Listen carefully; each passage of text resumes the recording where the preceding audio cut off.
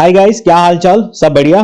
तो देखो, इस क्लास में हम लोग इकोनॉमिक्स का पूरा सिलेबस वन शॉट में खत्म करेगा। ठीक, इसके अंदर सारा इंपॉर्टेंट क्वेश्चंस प्लस पीवाईक्यूज सब इंक्लूडेड है। तो एक एक क्वेश्चन को अच्छे से तैयार कर लो, हो सके तो लिख लिख के प्रैक्टिस करो और एग्जाम में जाके किल कर दो।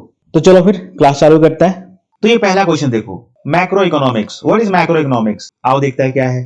Macro economics is the branch of economics that studies the overall performance of an economy, including national income, total employment, inflation and economic growth. तो तुम लोगों को पता ही है कि इकोनॉमिक्स के अंदर दो ब्रांच है, एक माइक्रो है और एक मैक्रो है। तो ये कौन सा है? ये है मैक्रो इकोनॉमिक्स। और यहाँ पे हम लोग क्या पढ़ता है? Overall performance of an economy, including national income, total employment, inflation and economic growth. Define national income. National income क्या है?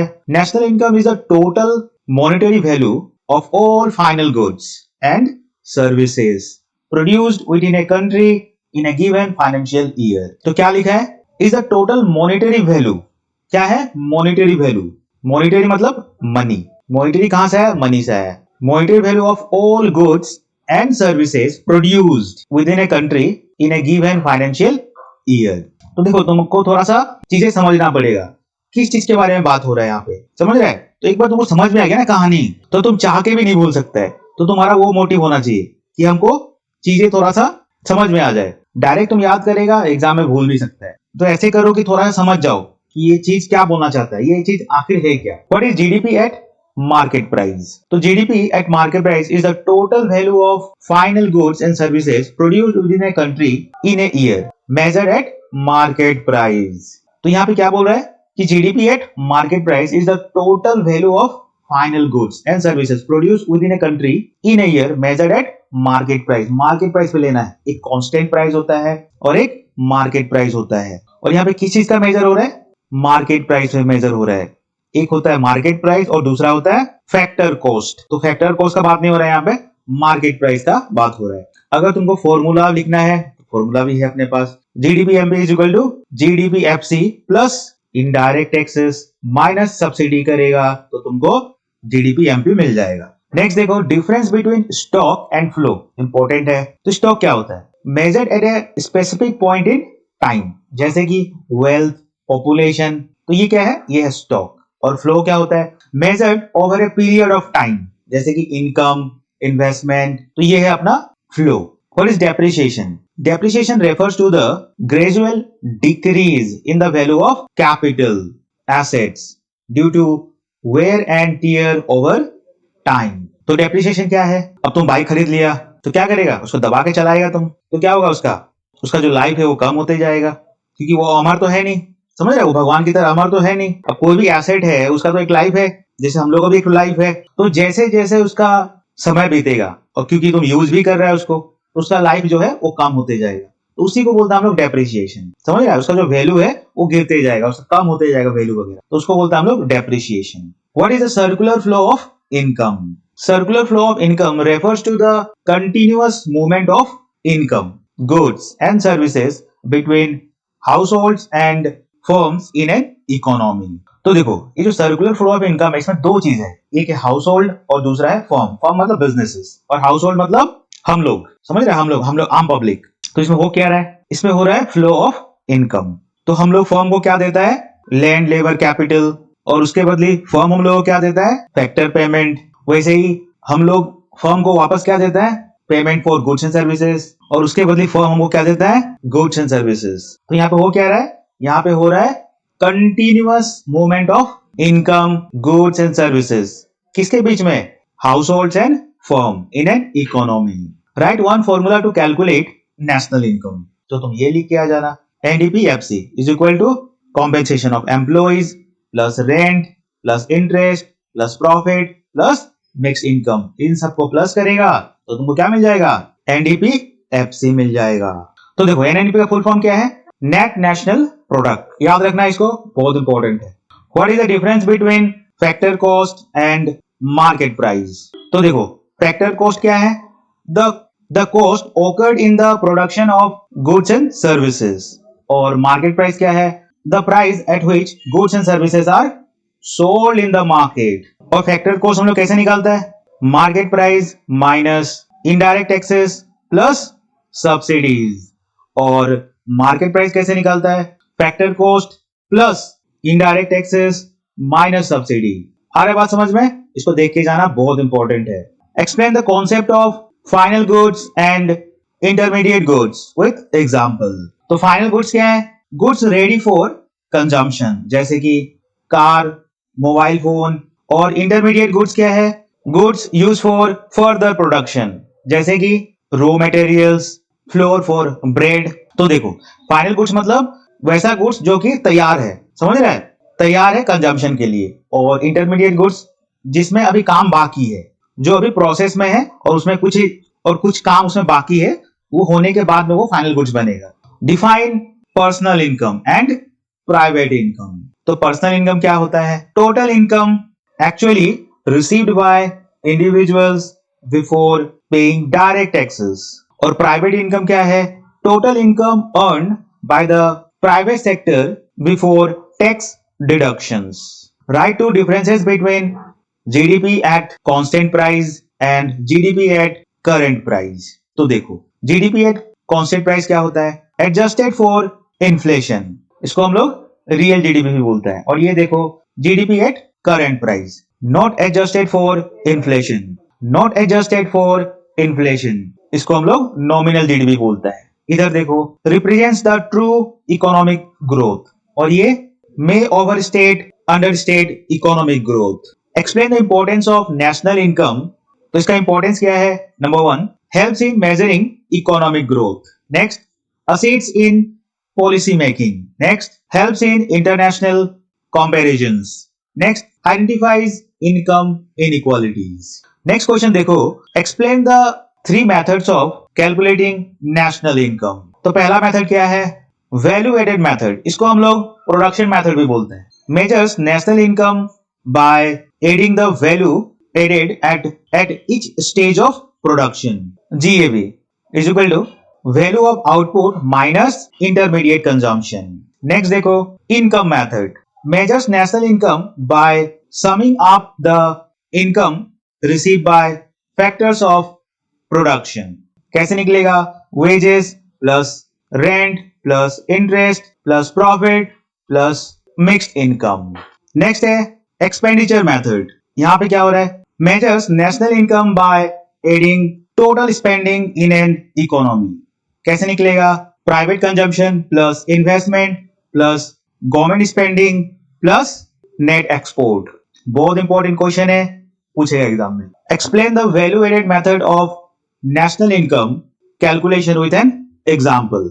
The value added method, also known as the production method, is used to calculate national income by adding the value added at each stage of production within an economy. It avoids double counting by considering only the net contribution of production unit. तो देखो कैसे निकलेगा GAV?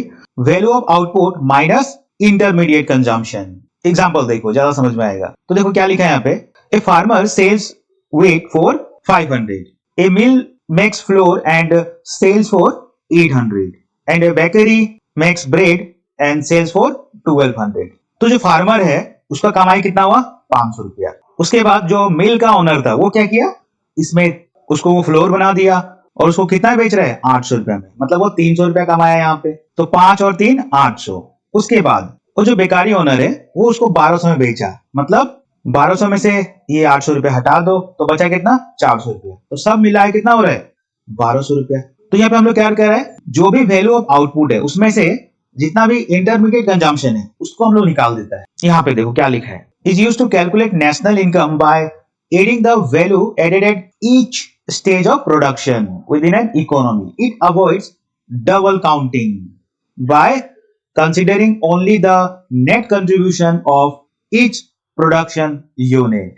What are the limitations of GDP as an indicator of economic welfare? अब ये question क्या चाहता है? अब देखो, जीडीपी किसी इकोनॉमी में बढ़ रहा है, किसी कंट्री में बढ़ रहा है, इसका मतलब ये नहीं है कि इकोनॉमिक वेलफेयर भी बढ़ रहा है। समझ रहा है? तो वही क्वेश्चन पूछ रहा है कि अगर जीडीपी बढ़ रहा है तो इसका लिमिटेशन क्या है? किस चीज का लिमिटेशन? इकोनॉमिक वेलफेयर का, जहां पे इकोनॉमिक वेलफेयर नहीं हो रहा है, समझ रहा है? तो देखो, GDP measures the total value of goods and services produced in a country, but it has several limitations in measuring economic welfare. तो पहला लिमिटेशन क्या है? Ignores non market activities, unpaid household work and volunteer services are not included in GDP. Next क्या है? Does not show income inequalities. GDP does not indicate how income is distributed among people. Next, excludes environmental impact. GDP does not account for pollution, deforestation or resource, does not measure quality of life. Factors like health, education and happiness are ignored in GDP calculation. तो देखो conclusion, GDP alone is not a perfect measure of economic welfare. Other indicators like human development index should also be considered. तो देखो, किसी भी economy में अगर GDP बढ़ रहा है, इसका मतलब ये नहीं है कि हर एक चीज सही जा रहा है, हर एक चीज अच्छा हो रहा है, तो वहां पे कुछ ना कुछ लिमिटेशन भी है।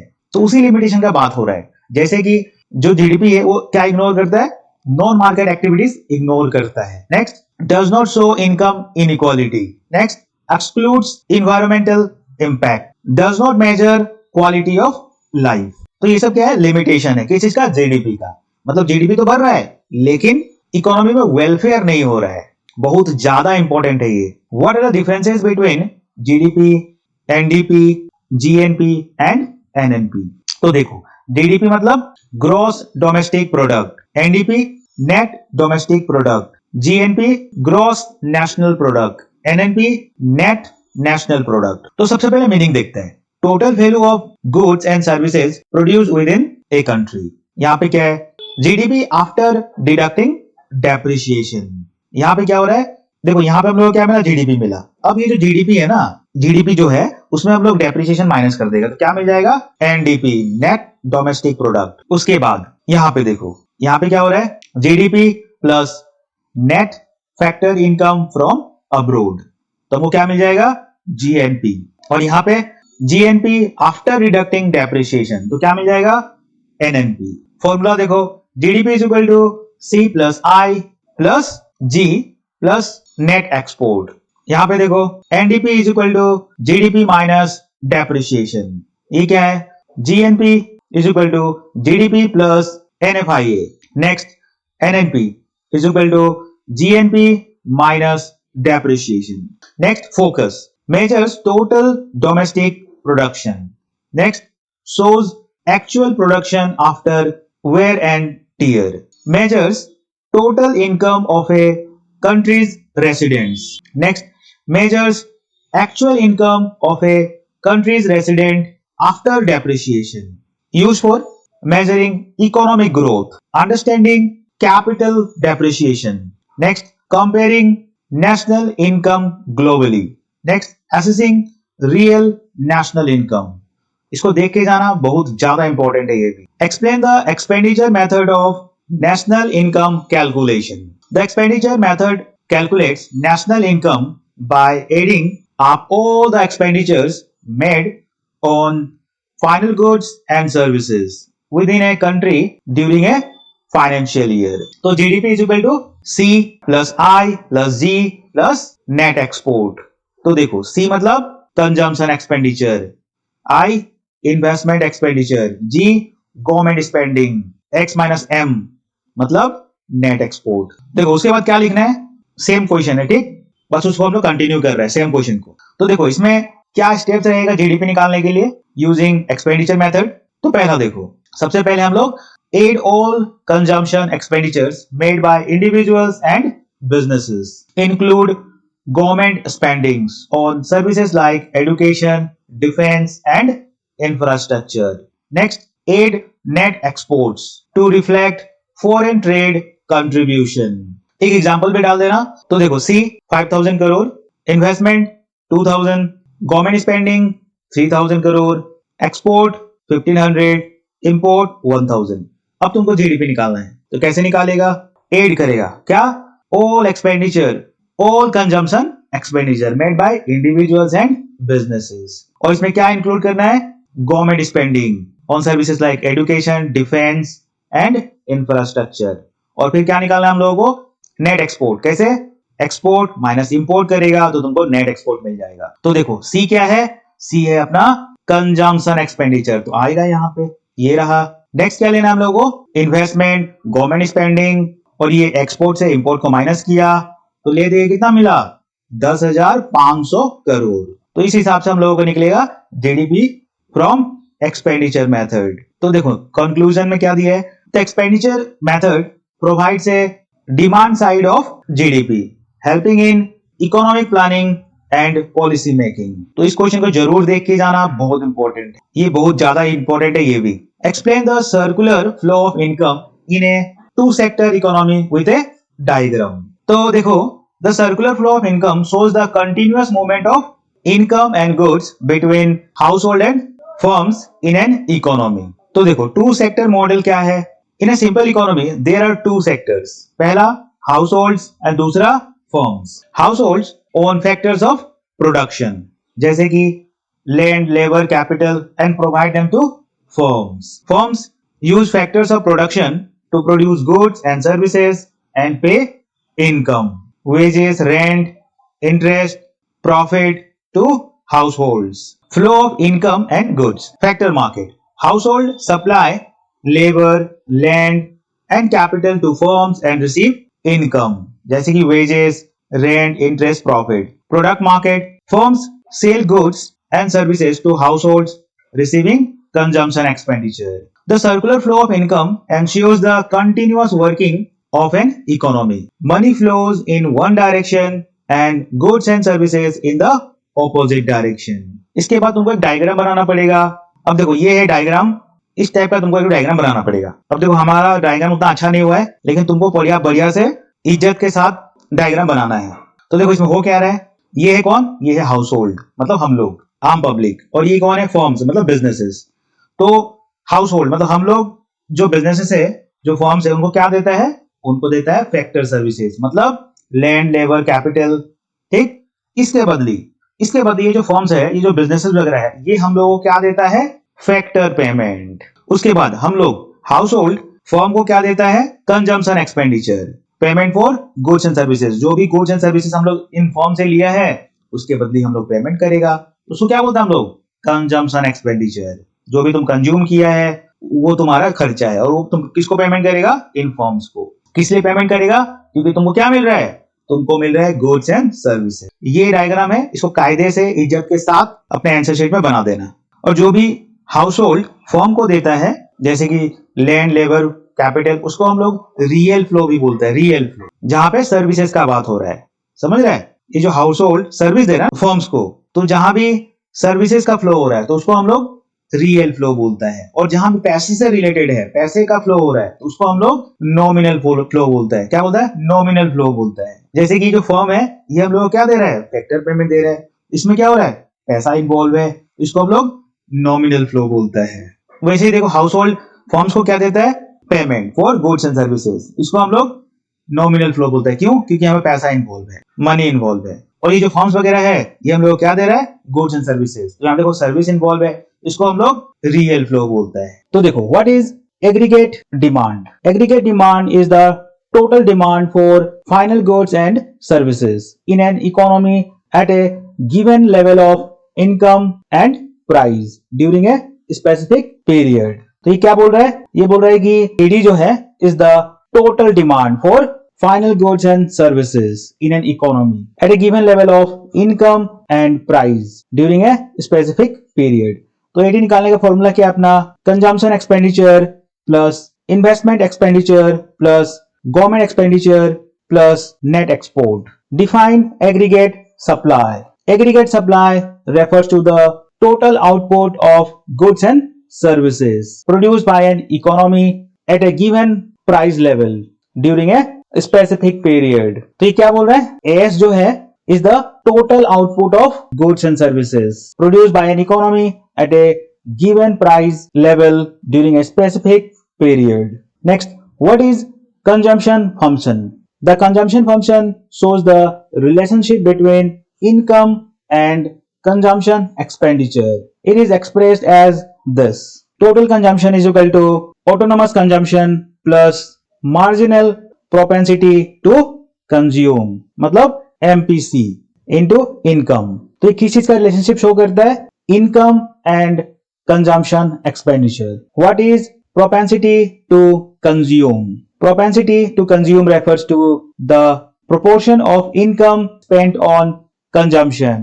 It is of two types. पहला है APC, मतलब average propensity to consume, और दूसरा है MPC, मतलब marginal propensity to consume. Define investment multiplier. Investment multiplier refers to the ratio of change in income to the initial change in investment. इसका formula क्या है? K is equal to 1 by 1 minus MPC.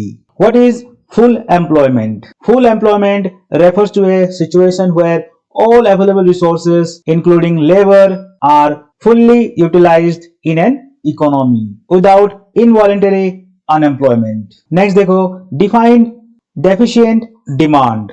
Deficient demand occurs when aggregate demand is less than aggregate supply at full employment level, leading to unemployment and low output. What is excess demand? Excess demand occurs when aggregate demand is greater than aggregate supply at full employment level, leading to inflation and rising prices. Explain the components of aggregate demand. The four main components of aggregate demands are consumption, spending by households on goods and services. Next, investment, spending by businesses on capital goods. Next, government expenditure, spending by the government on public services. Next, net exports, difference between exports and imports. Differentiate between APC and MPC. तो APC क्या है? Average propensity to consume, और MPC क्या है? Marginal propensity to consume. तो पहले meaning देखो क्या होता है ये. Proportion of total income spend on consumption. Total income का वो पोर्शन जो हम लोग कंजम्पशन पे खर्च करता है. और एमपीसी क्या है? Change in consumption due to a change in income. इसका फॉर्मूला देखो एपीसी का C by Y, और ये क्या है? MPC is equal to delta C by delta Y. Explain the consumption function with a diagram. The consumption function shows the relationship between income and consumption in an economy. It shows how much households spend on consumption at different income levels. Formula क्या है इसका? Total consumption is equal to autonomous consumption plus MPC into income. आगे इसका features देखो. Autonomous consumption, minimum consumption even if income is zero. Marginal propensity to consume, MPC, the fraction of additional income spent on consumption. Next, consumption increases with income. As income rises, consumption also rises, but not by the full increase in income. तो देखो ये इसका diagram है. ये कायदे से अपने answer sheet में बना देना तुम लोग. ये जो एक्स एक्सिस है ये हम लोग को इनकम बताता है, और ये कंजम्पशन एक्सपेंडिचर. तो देखो ये है अपना कंजम्पशन फंक्शन का लाइन, और ये कभी भी जीरो नहीं होता है. तो इसका बोलने का मतलब ये है कि अगर मान लो तुम्हारा इनकम जीरो भी रहा तभी भी तुम्हारा कुछ ना कुछ कंजम्पशन होगा. और ये अपवर्ड स्लोपिंग होता है क्योंकि जैसे जैसे अपना इनकम बढ़ता है कंजम्पशन भी बढ़ते जाता है. तो देखो conclusion, the consumption function is a key concept in Keynesian economics as it helps determine aggregate demand and equilibrium income in an economy. Next, explain the concept of investment multiplier and derive its formula. तो देखो, the investment multiplier measures how much total income increases due to an initial increase in investment. It shows how spending circulates and multiplies in the economy. तो देखो investment multiplier is equal to 1 by 1 minus MPC. इसका derivation देखो कैसे निकलता है ये. The total increase in income is delta investment plus MPC into फिर से delta investment plus MPC two, इस तरीके से ये आगे बढ़ते रहता है. This forms an infinite geometric series, first term delta I and common ratio MPC. Using the sum formula for an infinite geometric series S is equal to A by 1 minus R. तो A जो है वो represent करता है यहाँ पे delta I और R जो है वो MPC. तो यहाँ पे वैल्यू वगैरह सब्स्टिट्यूट कर दो तो तुमको मिल जाएगा K is equal to 1 by 1 minus MPC. तो यहाँ पे एग्जाम्पल है, ये भी डाल देना. If MPC is equal to 0.8 then investment multiplier is equal to 1 divide by 1 minus MPC का वैल्यू कितना है 0.8. तो इसका तो जब तुम हिसाब निकालेगा तो निकलेगा कितना 5. तो a 100 crore investment increases income by 500 crore. The higher MPC leads to a greater multiplier effect. तो इसका बोलने का मतलब ये है कि जितना ज्यादा एमपीसी होगा उतना ही ज्यादा गुना ये मल्टीप्लाई होगा. Explain the determination of equilibrium level of income using the AD-AS approach. The equilibrium level of income is determined when AD is equal to AS. मतलब aggregate demand is equal to aggregate supply. At this point, total spending मतलब demand is equal to total production मतलब supply, ensuring a stable economy. तो देखो AD क्या होता है? Aggregate demand. Aggregate demand is the total demand for goods and services in an economy. इसका formula डाल देना AD is equal to consumption plus investment plus government expenditure plus net export. और aggregate supply क्या होता है? Aggregate supply represents the total output of goods and services produced in an economy. It is given by AS is equal to consumption plus savings. आगे देखो equilibrium condition होने के लिए क्या होना पड़ेगा? The economy is in equilibrium when AD is equal to AS. जितना demand है उतना सप्लाई होना पड़ेगा तभी जाके इक्विलिब्रियम कंडीशन सेटिस्फाई होगा. तो अगर हम लोग एडी का फॉर्मूला पुट करें और एस का पुट करें तो यहां से क्या हो रहा है? देखो ये जो सी सी है ये कैंसिल हो जाता है तो बचा क्या? This is equal to this.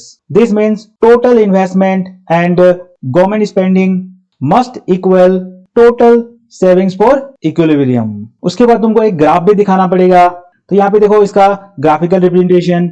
तो ये अपना एक्स एक्सिस जो कि नेशनल इनकम शो करता है और ये वाई एक्सिस ये एग्रीगेट डिमांड और ये एग्रीगेट सप्लाई. और ये जो एडी कर्व है it's always upward sloping showing demand increases with income and as curve is always 45 degree showing all output is sold. Equilibrium, the point where AD is equal to AS, determining the equilibrium income level. ये रहा E, जहां पे the point AD is equal to AS. It's determine the equilibrium income level. ये same diagram है. आगे देखो changes in equilibrium. अगर कुछ चेंज हो जाता है, मान लो AD बड़ा हो जाता है AS से, तो क्या होगा? डिमांड एक्सेस हो जाएगा और उससे इन्फ्लेशन बढ़ेगा. अगर AD छोटा हो जाता है और AS बड़ा हो जाता है तो क्या होगा? डिफिशिएंट डिमांड हो जाएगा और उससे अनएम्प्लॉयमेंट पैदा होगा. Equilibrium income is achieved where total spending equals total output. Government policies can adjust AD और AS to maintain economic stability. तो देखो डिफाइन मनी. मनी क्या है? Money is anything that is generally accepted as a medium of exchange and serves as a measure of value, store of value and standard of deferred payments. तो जब भी money से कुछ भी related पूछे तो बस इस बात को याद रखना, मीडियम ऑफ एक्सचेंज. क्या है ये? Medium of exchange. और मनी हमको कैसे हेल्प करता है? In measuring of value, store of value and standard of deferred payments. Next देखो what are the primary functions of money. तो पहला क्या है? Medium of exchange. Money facilitates the buying and selling of goods and services. Facilitates मतलब makes easy. Money क्या करता है? आसान कर देता है. किस चीज में? Buying and selling of goods and services. Next measure of value. Money acts as a standard unit for measuring the value of goods and services. तो दूसरा फंक्शन क्या है? Measure of value. तो मनी हमको हेल्प करता है in measuring the value of goods and services. Next देखो what is mean by the demand for money. The demand for money refers to the desire to hold money for transactions, precautionary and speculative purposes instead of investing it. तो demand for money क्या है? Desire to hold money for transactions, precautionary and speculative purposes instead of investing it. What are the motives for holding money? तो देखो, पहला क्या है? Transaction motive, to meet daily expenses. Next, precautionary motive, to handle unforeseen emergencies. Next, speculative motive, to take advantage of investment opportunities. तो इसको देखना बहुत ज्यादा इंपॉर्टेंट है। Define the supply of money. The supply of money is the total quantity of money, cash plus deposits available in an economy eight given time. तो supply of money क्या है? Is the total quantity of money. इसके अंदर क्या आता है? Cash plus deposits available in an economy eight A given time. Next क्या है? What is M1 in the money supply? M1 क्या है? M1 is a narrow measure of the money supply and includes currency with the public, demand deposits in banks and other liquid deposits। तो ये तीनों चीज कहाँ आता है? M1 के अंदर आता है। इसको याद रखना बहुत ज्यादा इंपॉर्टेंट है। What is a central bank? A central bank is the apex financial institution that regulates money supply, issues currencies and control monetary policy in a country. Example RBI in India. तो अपना India का central bank कौन सा है? RBI, reserve bank of India. तो ये करता क्या है? पहला बात तो ये एपेक्स फाइनेंशियल इंस्टीट्यूशन है, मतलब सबसे ऊपर जितना भी फाइनेंशियल इंस्टीट्यूशन है उन सबसे ऊपर है ये। और ये क्या करता है? रेगुलेट करता है क्या चीज? मनी सप्लाई और issues currency and control monetary policy. Name any two functions of a commercial bank. Number 1, accepting deposits from the public. Next, granting loans and advances to businesses and individuals. Next, what is credit creation? Credit creation is the process by which commercial banks expand money supply in the economy through loans and advances. Define the money multiplier. The money multiplier is the ratio of the total money supply to the initial bank reserves। इसका formula क्या है? Money multiplier is equal to 1 by reserve ratio. Demonetisation. Demonetisation is the process of invalidating certain currency notes as legal tender, usually to curb corruption and black money. तो next question देखो, explain the functions of the central bank. तो central bank is the apex financial institution that controls and regulates the monetary system of a country. In India, the Reserve Bank of India (RBI) is the central bank. इसका function क्या है? Number 1, issuing currencies. The central bank has the sole authority to issue currency notes. This ensures uniformity and control over the money supply. Next, regulating money supply and credit. It controls inflation and liquidity through monetary policy tools like CRR, SLR, repo rate and open market operations. Next, lender of last resort. It provides emergency financial assistance to commercial banks in times of crisis. This prevents banking system failures. Next, maintaining foreign exchange reserves. It manages the country's foreign currency reserves and exchange rates, ensures stability in international trade. तो conclusion देखो, the central bank plays a crucial role in maintaining financial stability and controlling inflation, making it the backbone of country's monetary system. तो पहला function क्या है? Issuing currency. तो country के अंदर सिर्फ इसी को हक है करेंसी इशू करने का।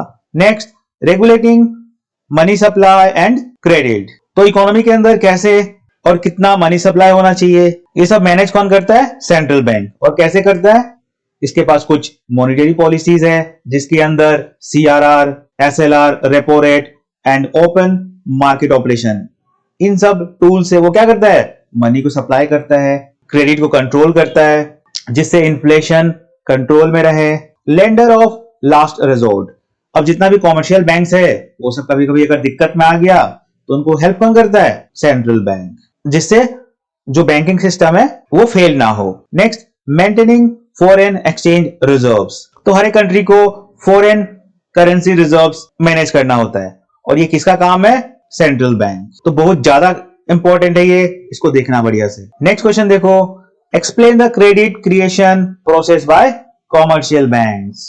तो देखो क्रेडिट क्रिएशन कैसे किया जाता है कॉमर्शियल बैंक्स के द्वारा। The credit creation is the process by which commercial banks create money in the economy by accepting deposits and giving loans while keeping a fraction as reserves. अब आगे देखो ये जो क्रेडिट क्रिएशन का जो process है वो कैसे काम करता है। तो सबसे पहले a person deposits 10,000 in a bank. आगे the bank keeps a reserve ratio, मान के चलो 10% and lends the remaining amount. तो हुआ क्या, मान लो तुम है अपना बैंक में 10,000 रुपए जमा कर दिया, तो बैंक क्या करता है इसमें से 10% मान के चलो, 10% मतलब 1,000 रिजर्व में रख लिया, बचा कितना 9,000। तो ये 9,000 क्या किया, ये किसी को लोन पे दे दिया बैंक वाला, समझ रहा है। 10,000 इसको मिला डिपॉजिट का, उसमें से 1,000 रुपए अलग से रिजर्व में रख दिया 10%, और बाकी का पैसा ये लोन में चढ़ा दिया।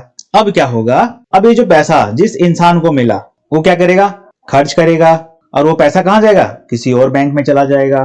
कहां गया, किसी और बैंक में चला गया। अब वापस से इसमें से 10% मतलब 900 रिजर्व में चला गया, बचा कितना 8,100।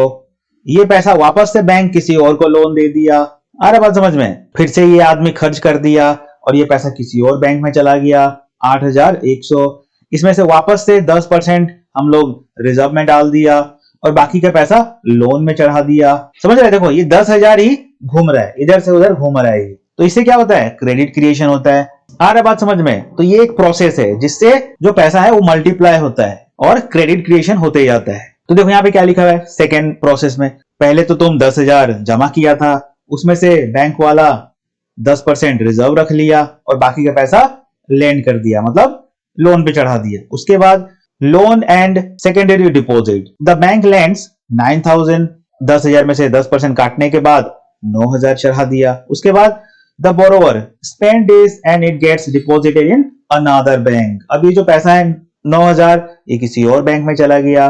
Money multiplier effect, this process repeats multiple times increasing the total money supply. ये जो प्रोसेस है ये चलते रहता है और इससे क्या होता है, increasing the total money supply. अब देखो formula for credit creation, credit creation का फॉर्मूला भी देख लो। Total money supply is equal to initial deposit into 1 by reserve ratio. तो इसका बोलने का मतलब ये है कि अगर हम लोग इनिशियल डिपॉजिट कितना था 10,000 और रिजर्व रेशियो कितना है 10%, तो टोटल क्रेडिट कितना हो गया 1,00,000। समझ रहा है, अगर 10,000 को तुम 1 बाय 10% करेगा तो कितना होगा 1,00,000 हो जाएगा। कैसे 1,00,000, 10,000 इंटू 1 बाय रिजर्व रेशियो कितना है 10%, मतलब 10,000 इंटू 1 बाय, तो ये कितना होगा 0.1। तो इसको तुम इंटू करेगा तो 1,00,000 हो जाएगा। इसका बोलने का मतलब ये है कि अगर तुम 10,000 रुपए जमा करता है तो वो जो पैसा है वो 10 गुना हो जाएगा। कैसे, इस प्रोसेस से। इसी को बोलता है हम लोग क्रेडिट क्रिएशन। कंक्लूजन देखो, through credit creation commercial bank increase the money supply helping economic growth, however excess lending can cause inflation. तो इस तरीके से सारा ये प्रोसेस चलता है। Explain the concept of the money multiplier. तो देखो क्या होता है ये, the money multiplier is the process by which commercial banks create money in the economy by lending deposits while keeping a fraction as reserves. It shows how an initial deposit leads to multiple expansions of the money supply. इसका formula क्या है, money multiplier is equal to 1 by reserve ratio. Whereas reserve ratio क्या है, the percentage of total deposits that banks must keep as reserve. इसका calculation में देख लो, example डाल देना। If a person deposits 10,000 in a bank and the reserve ratio is 10%, then multiplier is equal to 1 by 0.1 is equal to 10. मतलब ये जो 10,000 है वो 10 गुना हो जाएगा। समझ रहा है कितना, 10 गुना। तो 10,000 इंटू 10 करेगा तो कितना होगा 1,00,000। तो ये जो 10,000 रुपया है, ये कितना टाइम बन जाता है? 10 टाइम। और कितना हो जाता है? 1 लाख हो जाता है। 10 है 10,000 deposit leads to 1 lakh in total money supply.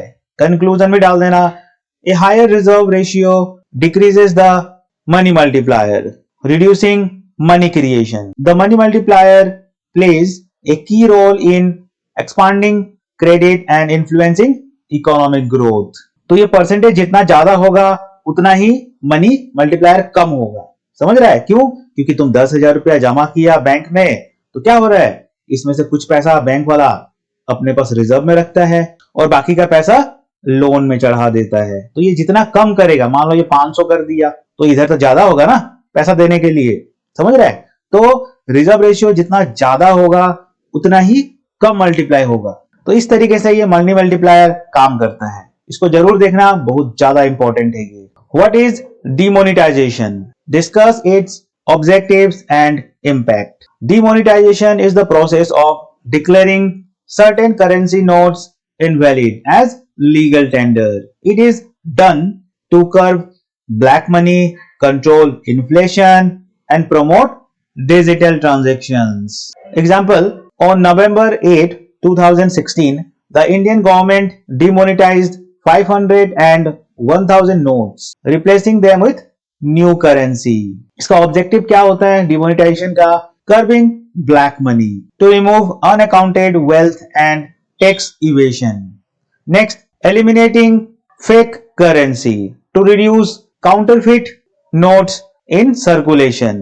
Next, promoting digital payments to encourage cashless transactions. Next, controlling inflation to restrict excess money supply in the economy. Next, preventing terror funding to cut illegal funding sources for unlawful activities. तो ये सब क्या है? ये सब objectives है किस चीज का? डिमोनेटाइजेशन का। उसके बाद देखता है इम्पैक्ट। तो पहले हम लोग पॉजिटिव इफेक्ट देखता है कि इससे बढ़िया क्या हुआ। Increase tax compliances as more people declare their income. Next, rise in digital transactions and cashless payments. Next, reduction in black money circulation. Negative effect, इसका थोड़ा नेगेटिव इफेक्ट भी देख लेता है कि इससे क्या खराबी हुआ। Short term cash shortage affecting small businesses and daily wage workers. Next, decline in economic growth due to reduced consumer spending. तो देखो पॉजिटिव इफेक्ट क्या है कि टैक्स कंप्लायंस वगैरह इंक्रीज हुआ। क्यों? इससे मोर people declare their income. Next, rise in digital transaction. Next, reduction in black money circulation. और नेगेटिव इफेक्ट क्या था? Short term cash shortages affecting small businesses and daily wage workers. Decline in economic growth due to reduced consumer spending. इसका conclusion में लिख देना, demonetization is a strong economic tool that helps control corruption and black money, but it also disrupts economic activities in the short term. Proper planning is necessary for smooth implementation. तो इसको देखना पूरा का पूरा बहुत ज्यादा इंपॉर्टेंट है ये। What is a government budget? A government budget is an annual financial statement that shows estimated receipts and expenditures of the government for a financial year. तो गवर्नमेंट बजट क्या है? Annual financial statement. और किस चीज का statement है ये? Receipts and expenditures. किसका? गवर्नमेंट का, for a financial year. Next question देखो, name any two objectives of government budget. तो ये गवर्नमेंट बजट बनाने का मकसद क्या है? Number 1, efficient allocation of resources, ensuring funds are used for productive purposes. Next, economic stability, reducing inflation and unemployment through policies. तो दो ऑब्जेक्टिव क्या है? पहला है efficient allocation of resources, जो भी रिसोर्सेज है उसको इज्जत से, कायदे से इस्तेमाल किया जाए। रिसोर्स मतलब क्या? फंड, पैसा, मनी। और दूसरा क्या है? Economic stability. और ये कैसे आएगा? रिड्यूसिंग इन्फ्लेशन, इन्फ्लेशन को कम करके। और दूसरा reducing unemployment through policies. What are the two main components of the government budget? पहला क्या है? Revenue budget includes government income from taxes and other sources. Next, capital budget includes government expenditure on assets and infrastructure. तो ये जो government budget है इसके अंदर दो कंपोनेंट्स है। पहला क्या है? Revenue budget. इसके अंदर क्या होता है? गवर्नमेंट के पास पैसा कहां से आता है? टैक्स से, जो हम लोग टैक्स भरता है। और दूसरा कंपोनेंट क्या है? Capital budget. तो हम लोग जो गवर्नमेंट को पैसा भरता है, गवर्नमेंट क्या करता है? उनका एक्सपेंडिचर किन सब चीजों पे? एसेट। और दूसरा इंफ्रास्ट्रक्चर, मतलब रोड, हाईवेज, ब्रिजेस, ये सब क्या है? Infrastructure. Define revenue receipts. Revenue receipts are government earnings that do not create liabilities or reduced assets. Example, taxes, fines, fees. Define capital receipts. Capital receipts are government earnings that create liabilities or reduce assets. Example, borrowings. Borrowings मतलब loans. Sale of government assets. What is revenue expenditure? Revenue expenditure is spending that does not create assets and covers day-to-day expenses like salaries and other and interest payments. What is capital expenditure? Capital expenditure is a spending that creates long-term assets like infrastructure, roads and schools. Define a balanced budget. A balanced budget occurs when government revenues is equal to government expenditure. Balance budget किसको बोलेगा हम लोग?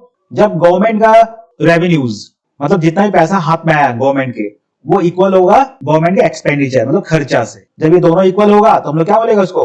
Balance budget. What is A surplus budget?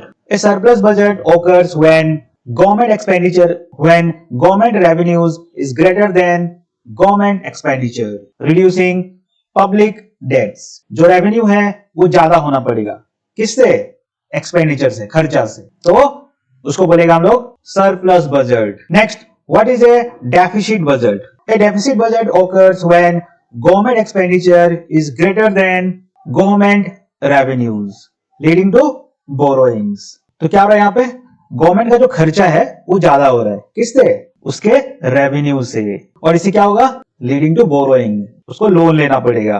What is fiscal policy? Fiscal policy refers to government policies related to taxation and expenditure to influence the economy.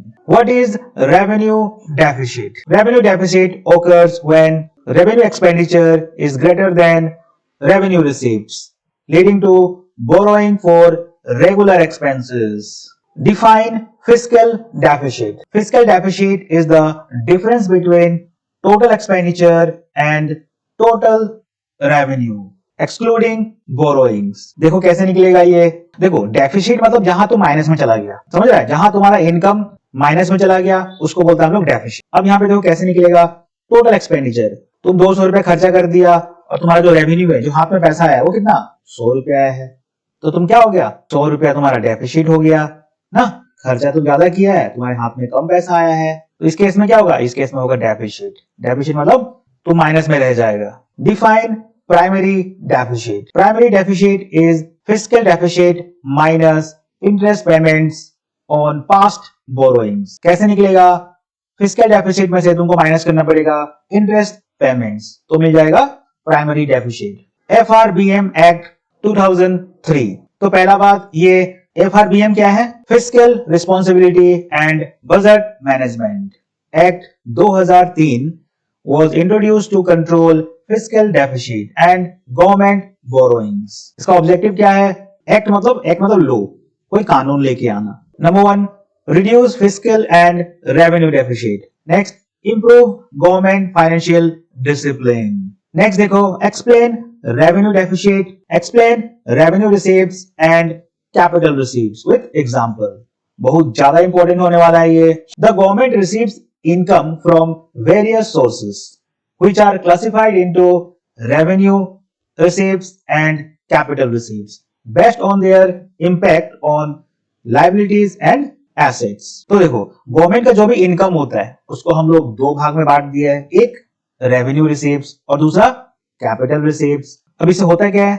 अब या तो ये देखो liability बनाएगा या फिर एसेट बनाएगा। लाइबिलिटी मतलब बोरोइंग, लोन्स, एसेट मतलब तुम्हारा कोई property, infrastructure, road, highways, bridges, ये सब एसेट में आता है गवर्नमेंट का। तो देखो रेवेन्यू रिसीप्ट्स क्या है? These are receipts that do not create liabilities और reduce assets. They are regular in nature. Example tax revenues, income from income tax, GST, custom duty. Next non-tax revenues, earnings from fees, fines, interest on loans, dividends from public sector companies। तो ये क्या है? ये है revenue receipts. क्या आता है इसके अंदर? टैक्स रेवेन्यूज और दूसरा non tax revenues. Tax revenues क्या है? जैसे कि income tax, GST, custom duty, ये सब हो गया तुम्हारा टैक्स रेवेन्यूज, जहां से गवर्नमेंट को पैसा आ रहा है। नॉन टैक्स रेवेन्यूज ये कौन सा है? इसमें आ जाता है fees, fines, interest on loans या फिर dividend from public sector companies. तो ये सब क्या है? ये है रेवेन्यू रिसीप्ट्स। ये गवर्नमेंट के लिए कोई लायबिलिटी क्रिएट नहीं करता है और ना ही एसेट्स रिड्यूस करता है। अब तुम आ जाओ 2 नंबर, कैपिटल रिसीप्ट्स। ये क्या है? This receipts either create liabilities और reduce assets. They are non recurring in nature. देखो क्या क्या आता है इसके अंदर? Borrowings, loans from RBI, foreign governments and financial institutions, disinvestments, selling government shares in public sector enterprises. Next, recovery of loans, repayment of loans given by the government। तो ये जो कैपिटल रिसिप्ट है ये क्या करता है? या तो ये लायबिलिटी क्रिएट करता है या फिर एसेट को कम करता है, जैसे कि बोरोइंग्स, बोरोइंग्स मतलब लोन्स, डिसइन्वेस्टमेंट मतलब selling government shares in public sector enterprises. Next, recovery of loans। तो इन दोनों में डिफरेंस भी देख लो, रेवेन्यू रिसीप्ट्स, कैपिटल रिसीप्ट्स। तो रेवेन्यू रिसीप्ट्स का इंपैक्ट क्या है? डू नॉट क्रिएट लायबिलिटीज और रिड्यूस एसेट्स। कैपिटल रिसीप्ट क्या करता है? क्रिएट लायबिलिटीज और रिड्यूस एसेट्स। नेचर, इसका नेचर कैसा है? रिकरिंग है एंड रेगुलर। और ये क्या है? Non recurring and occasional. Examples taxes, fines, interest, dividends. और इसका एग्जांपल क्या है? Borrowings, disinvestments, loan recovery. Conclusion में डाल देना, revenue receipts fund daily government expenses while capital receipts help in long term development and investment. Next question देखो, explain revenue expenditure and capital expenditure with example. Expenditure, expenditure मतलब खर्च, खर्चा।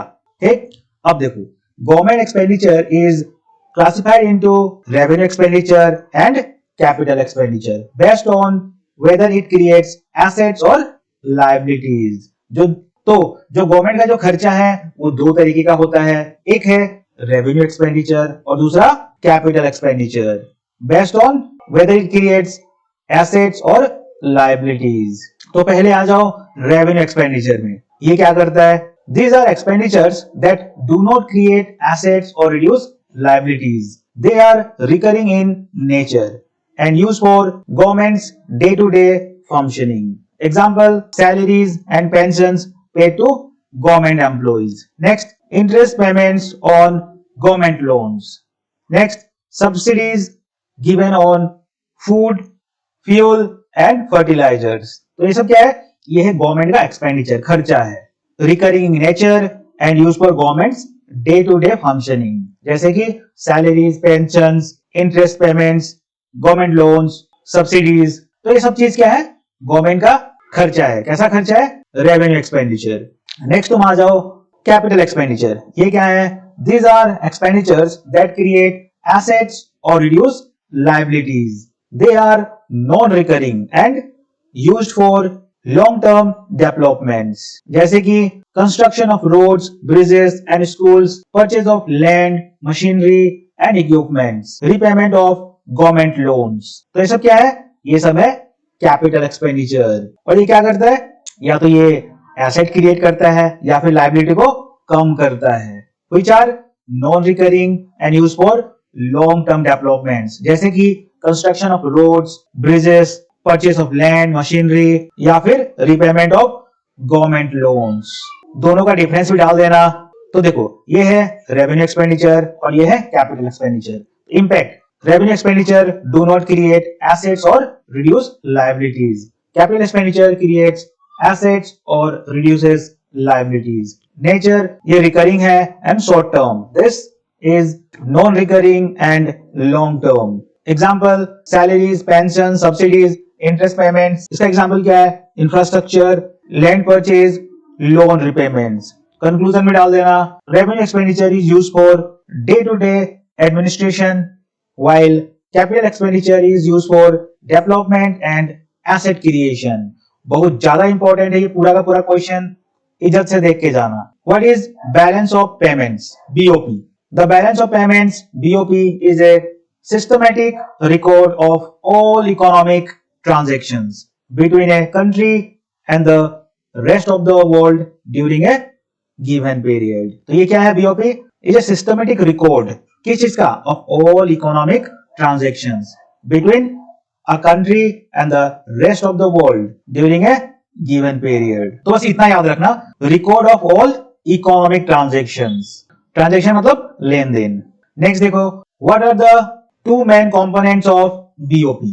Balance of payments. तो इसका दो कंपोनेंट्स क्या है? पहला है current account, records trade in goods, services, income and transfers. Next क्या है?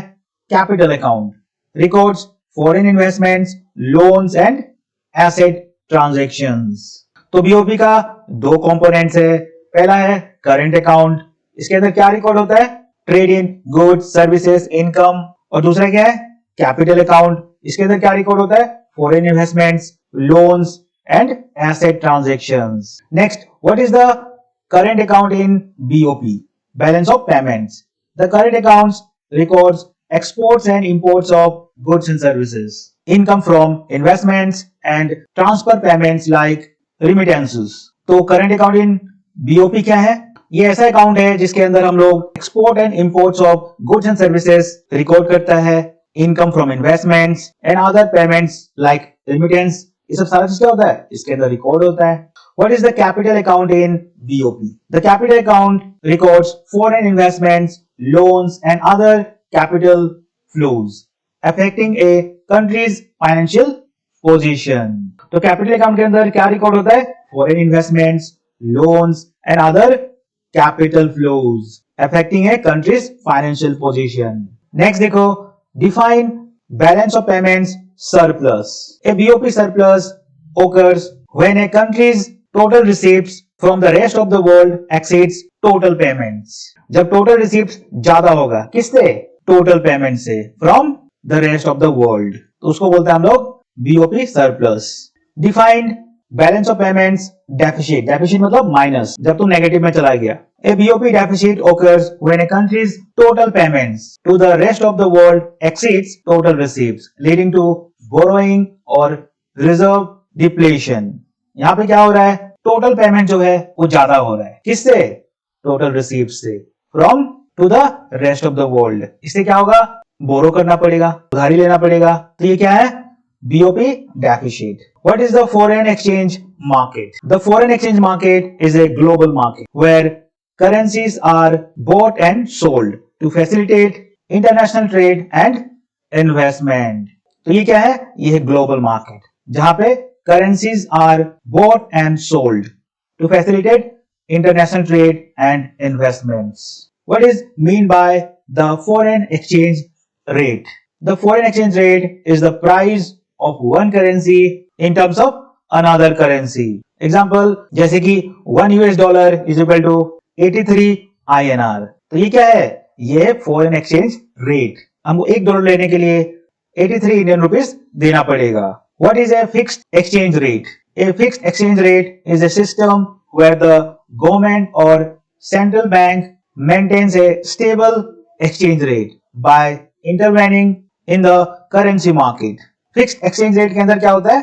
गवर्नमेंट या फिर सेंट्रल बैंक मेंटेन करता है a stable exchange rate in the currency market। What is a flexible exchange rate? A flexible exchange rate is determined by market forces of supply and demand without direct government control। यहाँ पे क्या होता है? Demand और supply की वजह से जो एक्सचेंज रेट है वो डिटरमाइन होता है without direct government control. Defined managed floating exchange rate. ये क्या है? A managed floating exchange rate is a system where the exchange rate is mainly determined by market forces but influenced by government intervention when needed. Explain the balance of payments and its components. बहुत ज्यादा important होने वाला है ये. The balance of payments records all economic transactions between a country and the world. इसका components देखो तो पहला क्या है? Current account. इसमें क्या होता है? Records exports and imports of goods and services, income from abroad and transfers like remittance, grants, etc. दूसरा क्या है? Capital account. यहाँ क्या होता है? Records foreign investments, loans, asset purchases and change in foreign exchange reserves. A BOP surplus occurs when receipts is greater than payments, while a BOP deficit occurs when payments is greater than receipts. इसको इधर से देखना. Explain the types of foreign exchange rate system. The foreign exchange rate system determines how a country's currency is valued internationally. Types of exchange rate system. तो पहला क्या है? Fixed exchange rate. इसके अंदर क्या होता है? The government sets a fixed value for the currency and maintains it using foreign exchange reserves. यहाँ पे क्या होता है? Government set करता है a fixed value for the currency and maintains it using foreign exchange reserves. Next, flexible exchange rate. यहाँ पे क्या है? Determined by market demand and supply without government control. यहाँ पे क्या हो रहा है? जो एक्सचेंज रेट है वो डिमांड और सप्लाई के वजह से डिटरमाइन होता है without government control. Next, manage floating exchange rate. यहाँ पे क्या है? Mostly market driven but the central bank intervenes when needed. Example देखो, India follows a managed floating exchange rate system. इन तीनों में से इंडिया कौन सा फॉलो करता है? ये वाला managed floating exchange rate. Next देखो, explain the merits and demerits of the fixed exchange rate system. A fixed exchange rate system is where the government maintains a stable currency value against another currency. इसका merit देखो तो पहला क्या है? Stable trade and investment, reduces uncertainty in international transactions. Next, prevents speculation, avoids frequent currency fluctuations. Next, controls inflation, keeps domestic prices stable. Next, encourages foreign investment. Investors prefer stable currency environments. तो इसका merit क्या है? Fixed exchange rate होने का. तो पहला है stable trade and investment. Next, prevents speculation, controls inflation and last, encourages foreign investments. Demerit देखो, इससे क्या होगा? Requires high forex reserves. Government must hold large reserves. Next, limits monetary policy, restricts interest rates adjustments. Next, overvaluation risks may not reflect actual market value. Next, economic crisis risks can lead to devaluation if reserves deplete. Conclusion, the fixed exchange rate system ensures stability but limits economic flexibility. तो बहुत ज्यादा important है ये. Next देखो, explain the merits and demerits of flexible exchange rate system. A flexible exchange rate system is where the currency value is determined by market forces of demand and supply without direct government intervention. तो इसका merit देखते हैं. पहला है automatic adjustments. Exchange rates adjust based on trade balance. Next, no need for large forex reserves. The government does not need to maintain reserves. Independent monetary policy. The central bank can adjust interest rates freely. Next, promotes economic efficiency.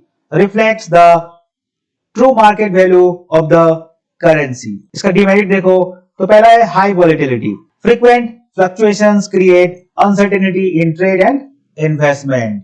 Next, risks of speculation. Traders may manipulate currency value for profit. Next, inflation risks. Depreciation can lead to rise import prices and inflation. Next, unstable economy. Sharp currency movements can disrupt economic stability. तो देखो, इसका जो merit है वो क्या है, ये अपने आप एडजस्ट हो जाता है। तो ऑटोमेटिक एडजस्टमेंट्स, क्योंकि यहाँ पे कोई गवर्नमेंट इंटरफेयर नहीं कर रहा है, सीधा सीधी डिमांड और सप्लाई के वजह से जो रेट वगैरह है वो डिटरमाइन होता है।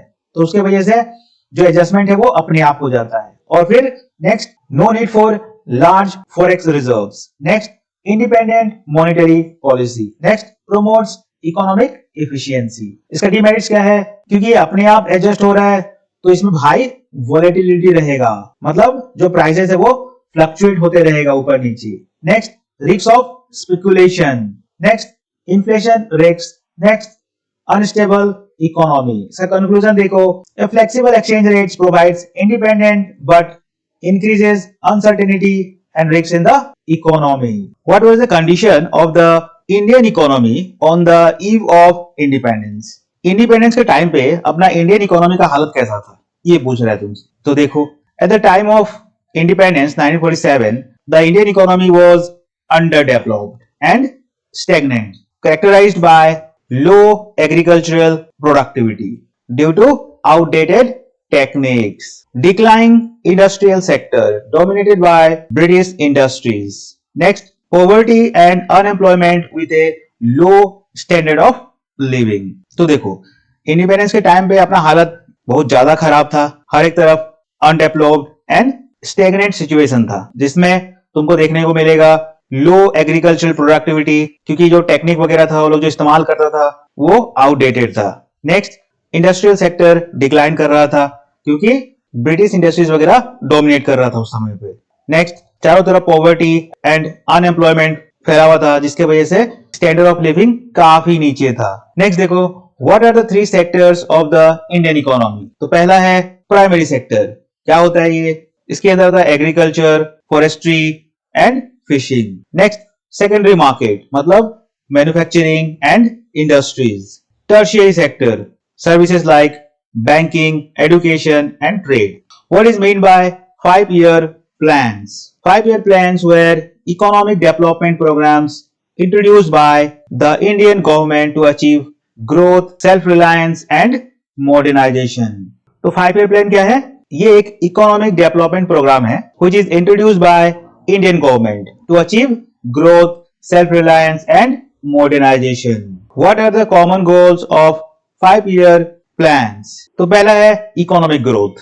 इसमें हम लोग क्या देखता है, increase national income and GDP. तो ये अपना फोकस रहता है नेशनल इनकम और जीडीपी को इंक्रीज करने पे। कहां पे, economic growth. Next, self reliance, reduce independence on foreign imports. तो दो चीज होता है, एक एक्सपोर्ट होता है और दूसरा इंपोर्ट होता है। एक्सपोर्ट मतलब जब हम लोग चीजें बाहर बेच रहे हैं, मतलब अपने कंट्री के बाहर चीजें बेच रहे हैं, और इंपोर्ट मतलब जब हम लोग बाहर से चीजें खरीद के लेके आ रहे हैं अपने कंट्री के अंदर। तो जब भी तुम इंपोर्ट करता है ना, बाहर से चीजें मंगवाता है, तो पैसा कहां जा रहा है, बाहर जा रहा है, देश के बाहर जा रहा है, तो उसको कम करना है। Next, equity, reduce poverty and income inequality.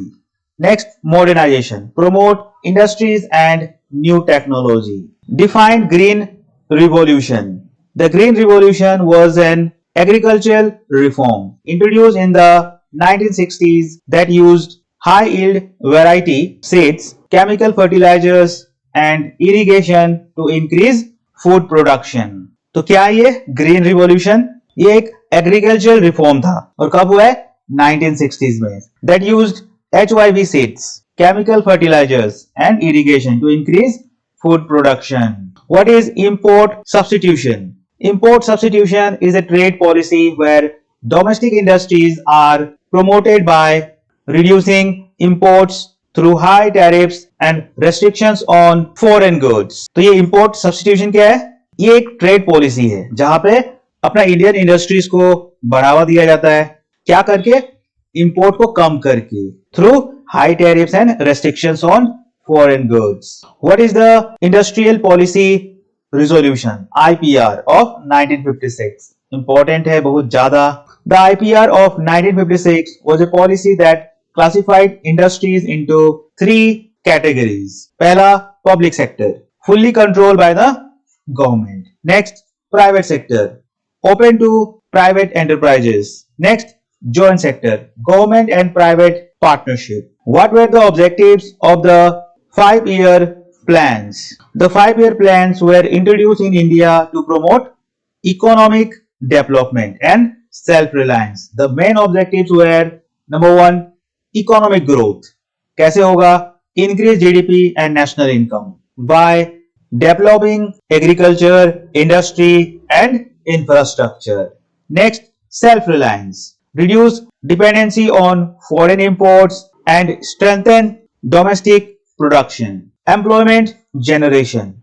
Create jobs in agriculture, industries and services to reduce unemployment and poverty. Next, equity and social justice. Reduce income inequality, promote rural development and improve living standards. The 5-year plans played a crucial role in India's economic progress. तो 5-year plans का main objective क्या था? सबसे पहला था economic growth. कैसे होगा? GDP और नेशनल इनकम को इंक्रीज करके. Next, self reliance. Foreign imports को कम करना है और अपना डोमेस्टिक प्रोडक्शन को और मजबूत करना है. Next, employment generation. Create jobs in agriculture, industries and services. Next, equity and social justice. Income inequality कम करना होगा. Promote rural development and improve living standards. तो ये था अपना 5-year plans का ऑब्जेक्टिव. बहुत ज्यादा इंपॉर्टेंट है ये. Explain the features and importance of the Green Revolution. The Green Revolution was an agricultural reform introduced in India in the 1960s to increase food production using modern farming techniques. तो इसका features देखो, इसमें क्या होता है? Use of high yield variety seeds, increase crop production specially for wheat and rice. Next, chemical fertilisers and pesticides, improved soil fertility and protected crops from pests. Next, expansion of irrigation facilities, reduced dependence on monsoon rains. Next, mechanization of agriculture, use of tractors, harvesters and tube wells for higher efficiency. इसका importance भी देख लेता है. Increased food production, कैसे? Made India self-sufficient in food grains. Next, reduce imports, less reliance on foreign food supplies. Next, higher farmers' income, improved productivity led to higher earnings. Rural development, boosted employment and infrastructure in villages. The Green Revolution helped India achieve food security and economic growth. Explain the Industrial Policy Resolution (IPR) of 1956. The Industrial Policy Resolution of 1956 was a policy introduced by the Indian government to promote industrial development and economic growth. It classified industries into 3 categories based on ownership and control. इसका features वगैरह देखते हैं हम लोग. Division of industries, तो 3 division किया गया था. पहला कैटेगरी 1 पब्लिक सेक्टर, इसके अंदर क्या होता है? गवर्नमेंट ओन इंडस्ट्रीज वगैरह आ जाता है, जैसे कि railways, defence, atomic energy. Next, category 2 joint sector, government and private partnerships, जिसके अंदर fertilisers, power plants. Next, category 3 private sector, private ownership allowed, किसमें? Consumer goods, textiles. तो ये क्या है? ये है डिवीजन ऑफ इंडस्ट्रीज किया गया था पहले, जिसको 3 भाग में बांट दिया गया था इंडस्ट्रीज को. Next, focus on heavy industries, encourage growth of iron, steel and machinery industries. Next, protection to small scale industries, reserved production areas for small businesses. Next, import substitution, reduce dependency on foreign goods by promoting local industries. इसका importance भी डालो. Strengthen the public sector, government controlled key industries. Next, boosted industrial growth, encouraged new industries and infrastructure. Next, reduced foreign dependency, promoted self-sufficiency in industrial production. Next, created employment opportunities. Industrial expansion led to more jobs. तो हमें समझने वाला बात यह है कि ये जो आईपीआर है ये क्या है, ये एक पॉलिसी है जिसको इंडियन गवर्नमेंट लेके आया था। किस लिए? To promote industrial development and economic growth. इसमें हुआ क्या, इसमें यह हुआ कि जितना भी इंडस्ट्रीज वगैरह था अपने कंट्री के अंदर उसको हम लोग डिवाइड कर दिया। जैसे 3 सेक्टर में, पहला पब्लिक सेक्टर, दूसरा जॉइंट सेक्टर और तीसरा प्राइवेट सेक्टर। और क्या हुआ इसमें, focuses on heavy industries. Next protection to small scale industries, जो छोटा इंडस्ट्रीज है उनको भी ध्यान दिया गया। और नेक्स्ट इंपोर्ट सब्स्टिट्यूशन, जिसमें हम लोगों ने promoting local industries and reduced foreign goods. इसका इंपॉर्टेंस में देखो, ये प्राइवेट सेक्टर को और मजबूत किया, इंडस्ट्रियल ग्रोथ में बूस्ट लेके आया, it boosted industrial growth. Next reduced foreign dependency and created employment opportunities. Explain import substitution and its advantages. Import substitution is a policy to reduce imports and promote domestic industries by imposing tariffs and restrictions on foreign goods. तो देखो अपना main मकसद क्या था, ये import substitution लाने का, to reduce import and promote domestic industries. समझ रहा है? तो अपना मेन मकसद यही दो था कि जो इंपोर्ट है उसको कम करो और अपना जो डोमेस्टिक इंडस्ट्रीज है उनको बढ़ावा दो। इसका एडवांटेजेस वगैरह देखो, growth of domestic industries, encourage local businesses and reduced dependency on foreign goods. Next employment generation, increase job opportunities in manufacturing and related sectors. Next improved trade balance, reduced foreign exchange outflow by cutting imports. Next, economic self-reliance, strengthen national industries and reduce reliance on foreign economies. Next, encourage industrialization, led to the development of key industries like steel, textiles and chemicals. तो ये import substitution लाने का फायदा क्या हुआ? सबसे पहला तो growth of domestic industries. Next, employment generation.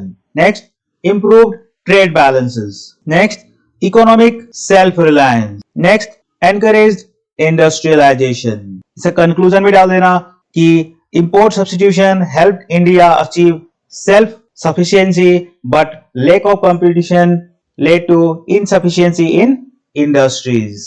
What are economic reforms? Economic reforms refers to policy changes introduced by the government to improve the country's economy. This include liberalization, privatization and globalization. LPG policy introduced in 1991. इस economic reforms आने से पहले अपना country का हालत बहुत ज्यादा खराब, दुनिया भर का कर्जा हो गया था, अनएम्प्लॉयमेंट, पॉवर्टी हर तरफ फैला हुआ था। तो इसको इंप्रूव करने के लिए गवर्नमेंट क्या किया, ये पॉलिसी लेके आया टू इंप्रूव कंट्रीज इकोनॉमी। और कौन सा पॉलिसी लेके आया? LPG policy in 1991. What is the LPG policy? The LPG policy 1991 stands for liberalization, privatization and globalization, introduced to open the Indian economy to the world. Define liberalization. क्या होता है? Liberalization means reducing government control over industries, trade and investment to promote competition and efficiency. Define privatization. क्या होता है? Privatization means transferring ownership of government enterprises to private players to improve efficiency and profitability. Define globalization. Globalization refers to the integration of the Indian economy with the world economy through free trade, foreign investment and technology transfer. Why were economic reforms introduced in India in 1991? ये जो economic reforms है इसको क्यों लाना जरूरत पड़ी है?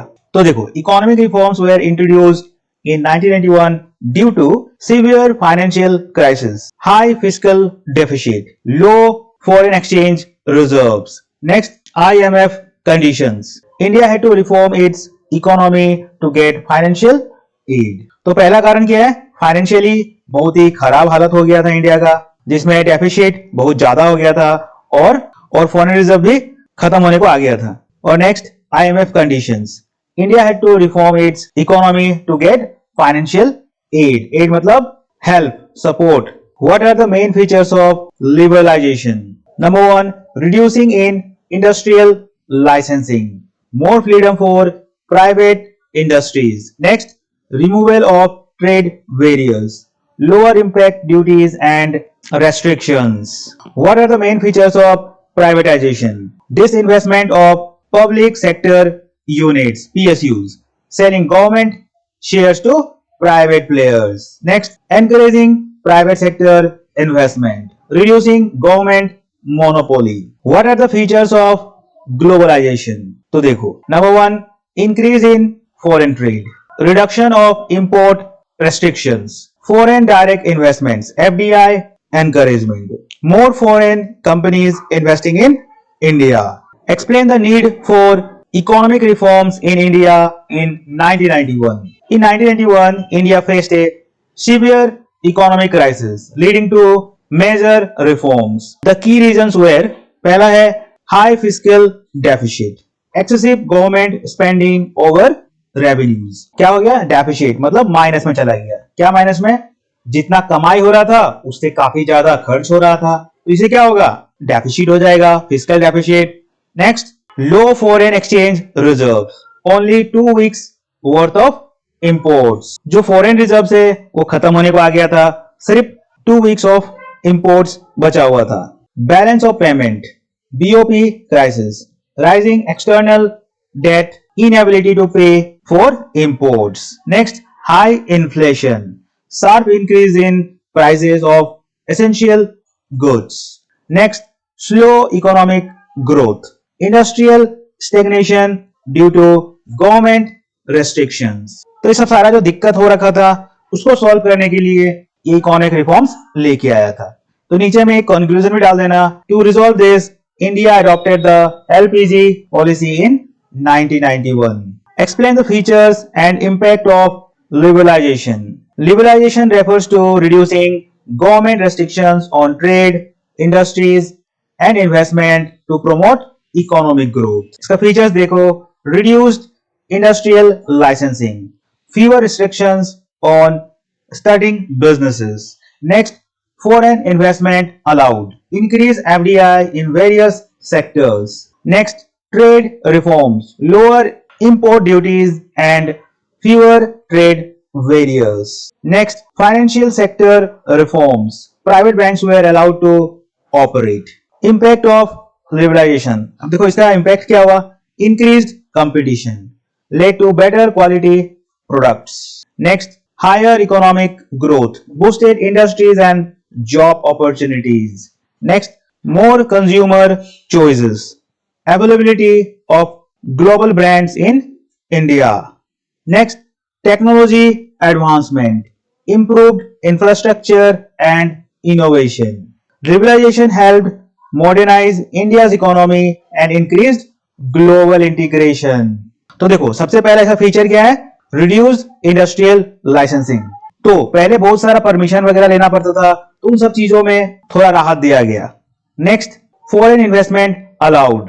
Next, trade reforms. Next, financial sector reforms, जिसमें जो प्राइवेट बैंक्स है उनको भी ऑपरेट करने को मौका मिला.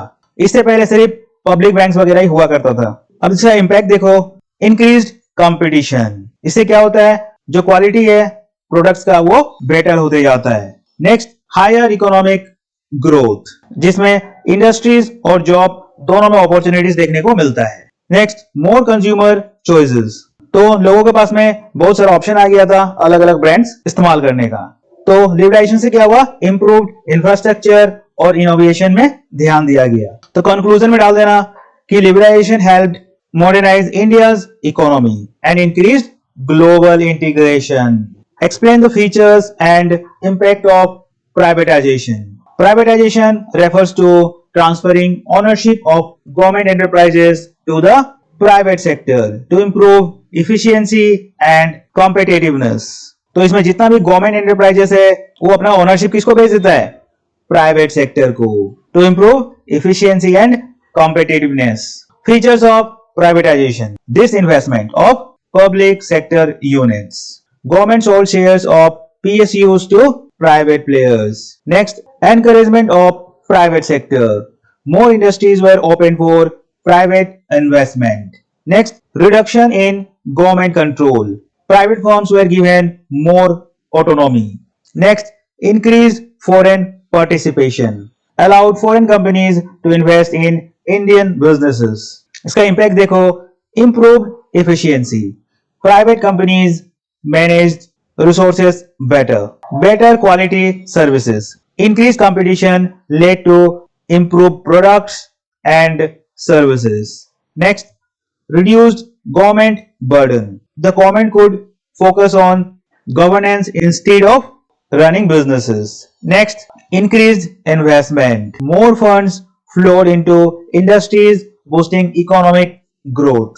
Conclusion में डाल देना, privatization helped modernize industries and attract investment. तो देखो प्राइवेटाइजेशन हुआ क्या सबसे पहला, डिसइन्वेस्टमेंट ऑफ PSUs. तो इसमें क्या होता है, गवर्नमेंट एंटरप्राइजेस जितना भी है उसका शेयर्स वगैरह गवर्नमेंट क्या करता है, प्राइवेट प्लेयर को बेच देता है. Encouragement of private sector. Next, reduction in government control. Next, increase foreign participation. तो ये सब क्या है, फीचर्स प्राइवेटाइजेशन का. अब इंपैक्ट देखो, इससे क्या होता है, improved efficiency, better quality services. Next, reduced government burden.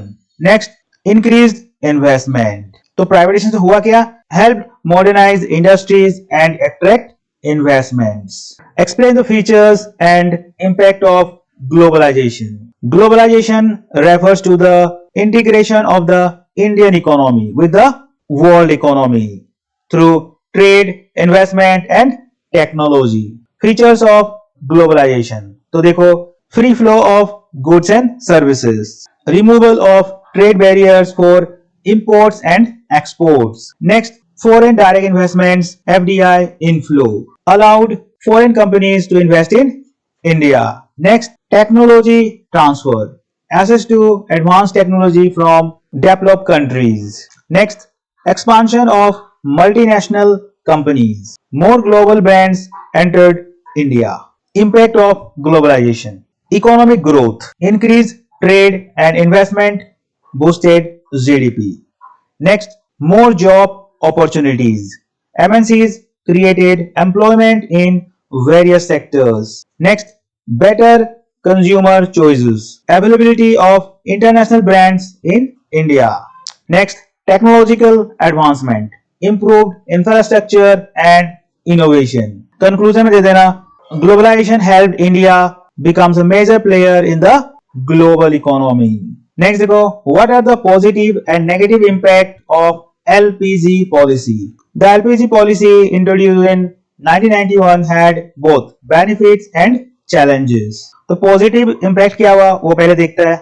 Higher economic growth, increased GDP and industrial expansion. Next, more employment opportunities. MNCs and private industries created jobs. Next, improved technology and infrastructure, access to advanced technology. Next, better consumer choices, availability of international products in India. इसका negative impact क्या है, increased income inequality, rich benefited more than the poor. Next, threat to small businesses. MNCs dominated local industries. Next, job insecurity, more contract-based employment and automation. Next, environmental issues. Industrial growth led to pollution and resource depletion.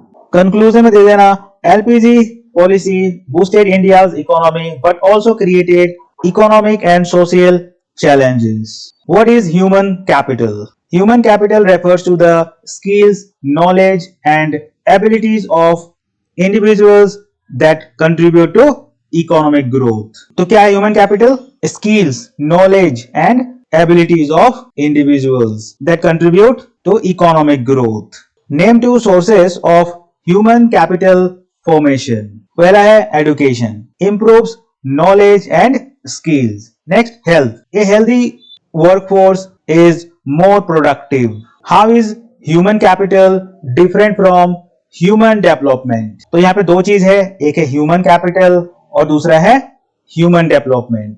अब ये कैसे different है, आओ देखते हैं। Human capital क्या होता है? Investment in education and health. और ह्यूमन डेवलपमेंट क्या है? Expanding people's capabilities and choices. Focus. Human capital focuses on economic growth and human development focuses on overall well-being and quality of life. तो देखो, जो human capital है is a part of human development. Next देखो, explain the sources of human capital formation. Human capital formation refers to the development of skills, knowledge and abilities in individuals to enhance productivity and economic growth. इसका sources देखो, पहला education, इससे क्या होगा? Improves knowledge, skills and employability leading to higher income and economic growth. Next health, a healthy workforce is more productive and efficient in contributing to the economy. Next, on the job training, practical training enhances employee skills and efficiency in the workforce. Next, migration. Skilled individuals moving to better opportunities help in knowledge exchange and higher earnings. Next, expenditure on information. Access to market trends, research and technology improves decision making and productivity. Human capital formation का sources क्या है? तो पहला है education. Next, health. Next, on the job training. Next, migration. Next, expenditure on information. Last में conclusion दे देना, investing in human capital leads to long-term economic growth and development. Explain the importance of rural credit and marketing. Rural credit and marketing play a crucial role in the growth of agriculture and rural development. तो देखो इसका importance क्या है? Funds for farmers help in buying seeds, fertilizers and equipment. Next, supports irrigation and infrastructure, enables investment in better farming methods.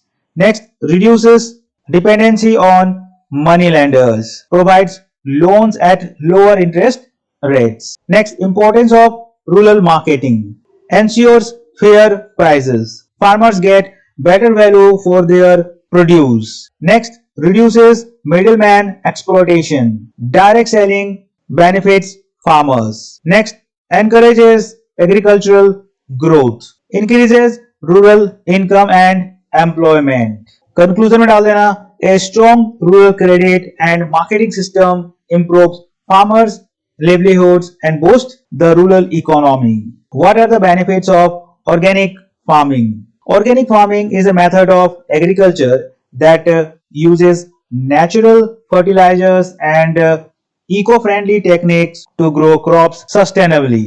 तो देखो इसका benefit देखो, eco-friendly, no chemical pesticides or fertilizers, reducing pollution. Healthier food, free from harmful chemicals, making it safer to consume. Next, improves soil fertility. Natural compost and rotation maintain soil health. Next, sustainable and cost effective, reduces dependency on expensive synthetic inputs. Next, organic farming, conclusion में देना, organic farming promotes healthier living and environmental sustainability.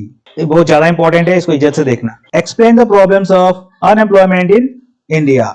Unemployment occurs when people are willing to work but cannot find jobs. It is a major challenge for India's economy. तो देखो problems of unemployment in India. तो पहला क्या है? Rapid population growth, more job seekers than available jobs. Next, seasonal unemployment. Farmers remain jobless in off seasons. Next, educated unemployment. Graduates struggle to find suitable jobs. Next, disguised unemployment. More workers than needed in agriculture, reducing productivity. Unemployment leads to poverty, low income, and slow economic growth. What is sustainable development? Explain its strategies. तो देखो, sustainable development means meeting present needs without compromising future generations. Strategies for sustainable development. Number one, use of renewable energy. Solar and wind energy instead of fossil fuels. Afforestation. Planting more trees to reduce deforestation.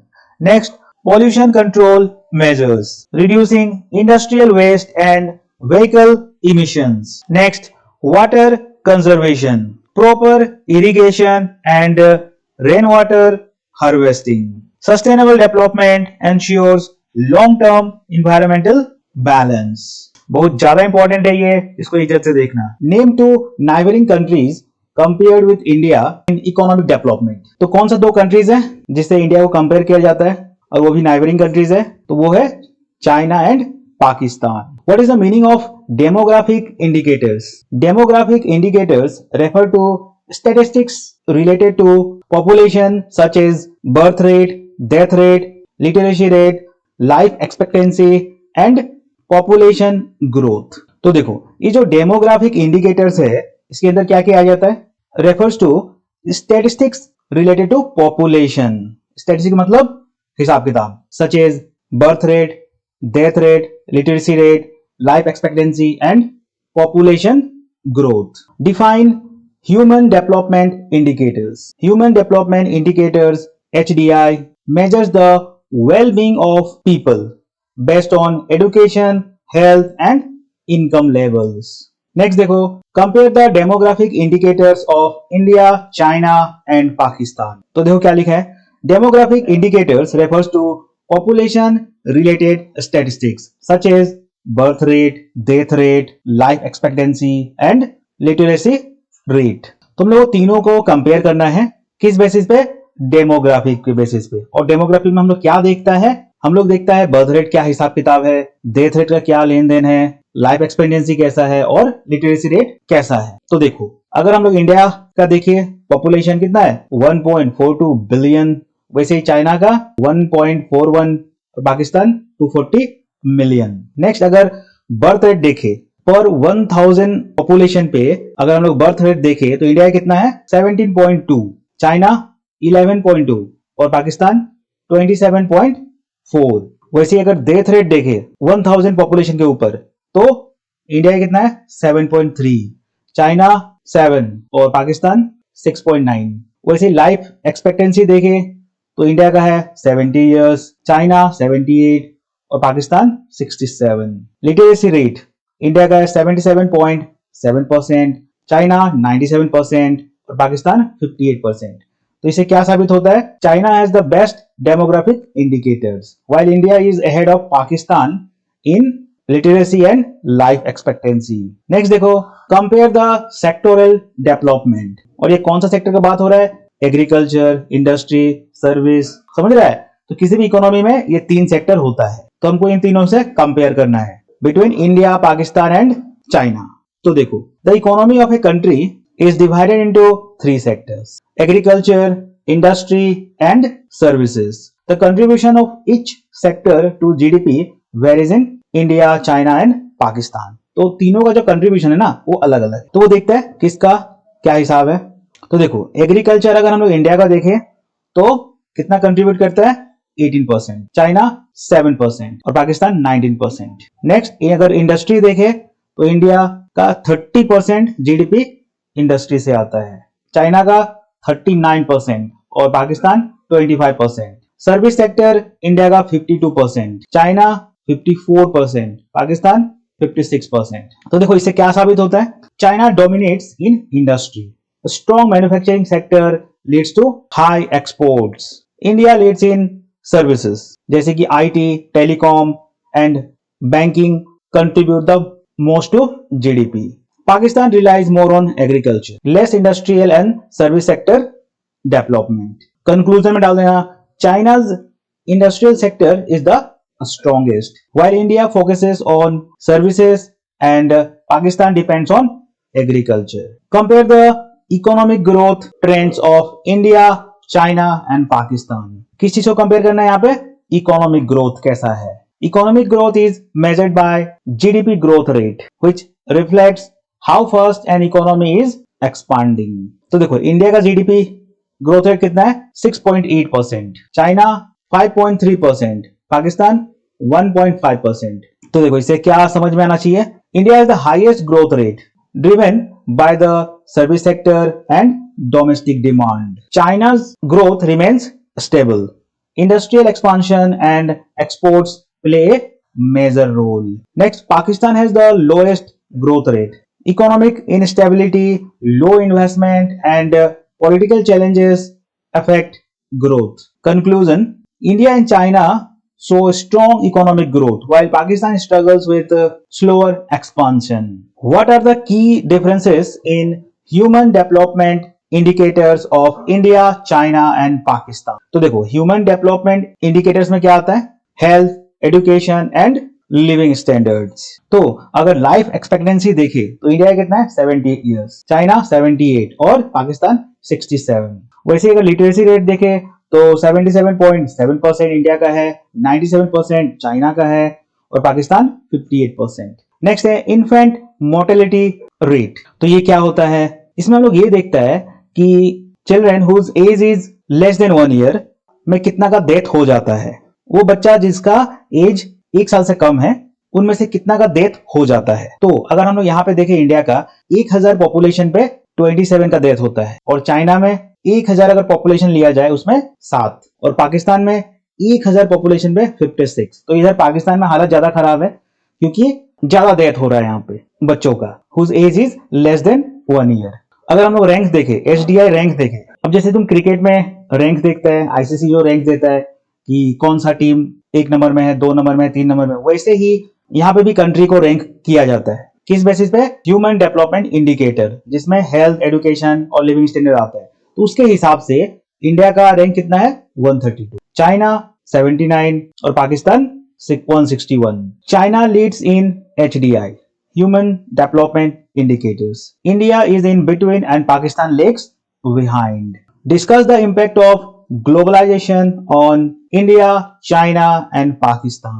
Globalization has influenced the economies of India, China and Pakistan differently. कैसे? Positive impact. India का positive impact कैसे हुआ है? Globalization का growth in IT and service, increase FDI, FDI मतलब foreign direct investment, expansion of MNCs, MNCs मतलब multinational companies. और negative impact कैसे हुआ है, small businesses face competition, job insecurity. China पे आ जाओ, इसका पॉजिटिव इंपैक्ट क्या है, manufacturing hub, high exports, advance technology. Negative environmental pollution, export dependency. Pakistan growth in telecom and banking, increased trade. और इसका नेगेटिव इंपैक्ट कैसे हुआ है, weak industry, high trade deficit. China benefited the most. India saw major IT growth and Pakistan faced challenges. How have economic policies in China led to higher growth rates compared to India and Pakistan? यहाँ पे क्या पूछ रहा है कि कैसे जो economic policies है चाइना का led to higher growth rates compared to India and Pakistan. China's rapid growth is due to early reforms and strong industrial policies. तो देखो की पॉलिसीज क्या है इसका, early market reforms 1978, open the economy before India. तो देखो हम लोग जो एलपीजी पॉलिसी लेके आया था, कब लाया था 1991 में, लेकिन ये लोग जब अपना इकोनॉमी खोला कब 1978 में, तो काफी पहले ये लोग अपना रिफॉर्म से वो लेके आ गया था। Export oriented growth, became the world's top exporter. Special economic zones attracted foreign investment. Massive infrastructure, developed roads, ports and industries. Next, government controlled economy, ensured policy stability. Next, investment in human capital, high literacy and skilled workforce. Conclusion, China's early reforms, industrial policies and infrastructure focus led to faster growth. तो ये था अपना syllabus economics का 1 shot में। इसके अंदर सारा important questions plus PYQs सब इंक्लूडेड है। तो इस वीडियो को बार बार देखो जिससे तुम्हारे दिमाग में आंसर छप जाए और एग्जाम में क्वेश्चन देखते ही भर देना है। आ रहा बात समझ में, एक भी क्वेश्चन छोड़ के नहीं आना है। तो ठीक है फिर, ऑल द बेस्ट, एग्जाम में किल कर देना है। और अभी के लिए बाय बाय।